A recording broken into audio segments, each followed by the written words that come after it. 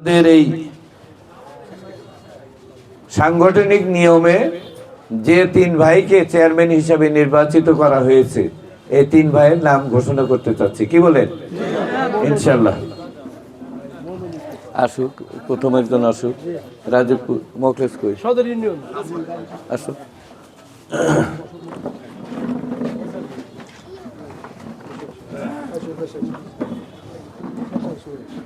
আলহামদুলিল্লাহ, রাজীবপুর সদর থেকে প্রভাষক মোখলেসুর রহমানকে ঘোষণা করা হয়েছে সংগঠনের পক্ষ থেকে।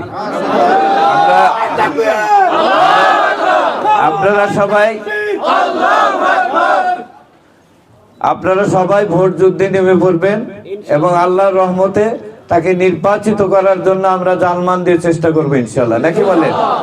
আলহামদুলিল্লাহ। মোহনগঞ্জ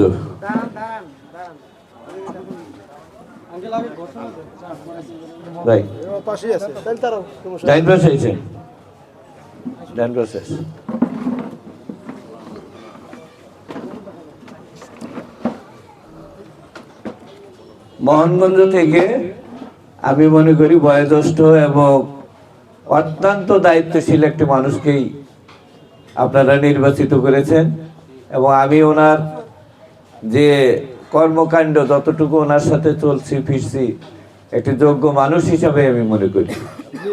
এবং এটির জন্য মোহনগঞ্জবাসী, যেহেতু মোহনগঞ্জ জামাত ইসলামের ঘাঁটি, আমার মনে হয় এই মোহনগঞ্জ কোনো বিতর্ক থাকার কথা না।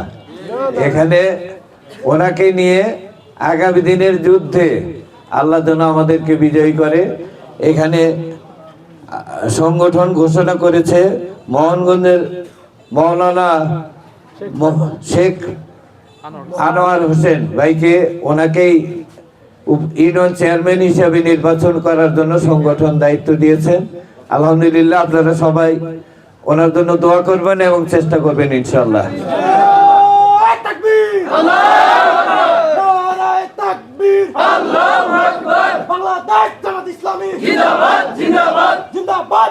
আলহামদুলিল্লাহ। কোতালকাটি ইউনিয়ন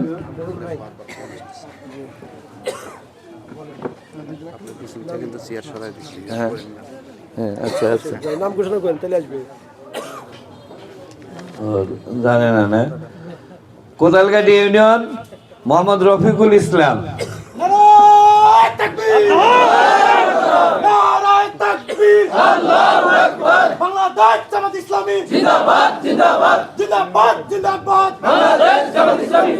আলহামদুলিল্লাহ, একজন ইয়ং মানুষ, তাই না?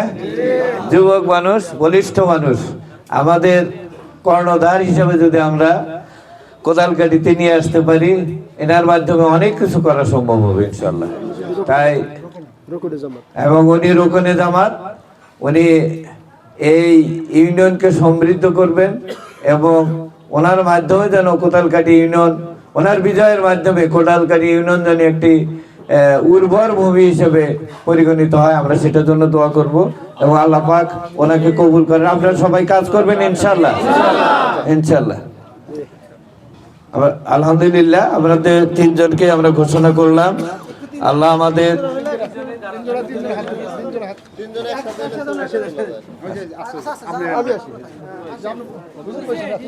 হ্যাঁ